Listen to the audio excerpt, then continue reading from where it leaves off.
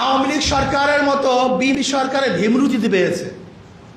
Primary শিক্ষা লেভেলে নৃত্য, ড্যান্স।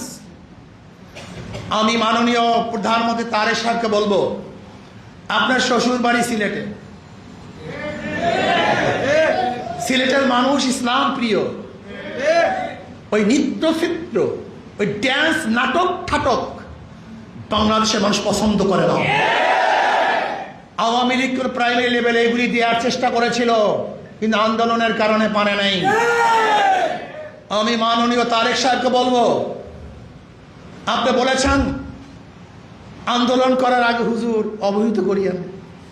আপনি বলেছেন আমরা অবহিত করতে চাই, বাংলাদেশের প্রাইমারি লেভেলে মুসলমানের সন্তানকে জ্ঞান শিক্ষা দেওয়া চলবে না, কোরআন শিক্ষা দিতে হবে।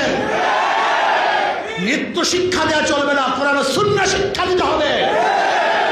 বাংলাদেশের প্রত্যেকটা সন্তানকে কেরাত শিক্ষা দিতে হবে, ফিকহ শিক্ষা দিতে হবে, জরুরি মাসাইল শিক্ষা দিতে হবে, আদব শিক্ষা দিতে হবে, ভদ্রতা শিক্ষা দিতে হবে, আখলাক শিক্ষা দিতে হবে।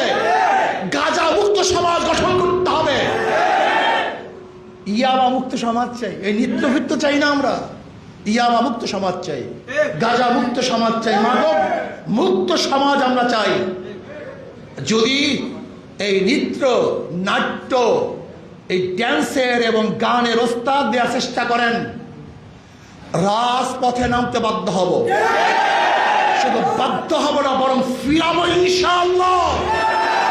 92% মুসলমানদের সন্তানদেরকে আমরা গান শিখতে দেব না, ড্যান্স শিখতে দেব না ইনশাআল্লাহ।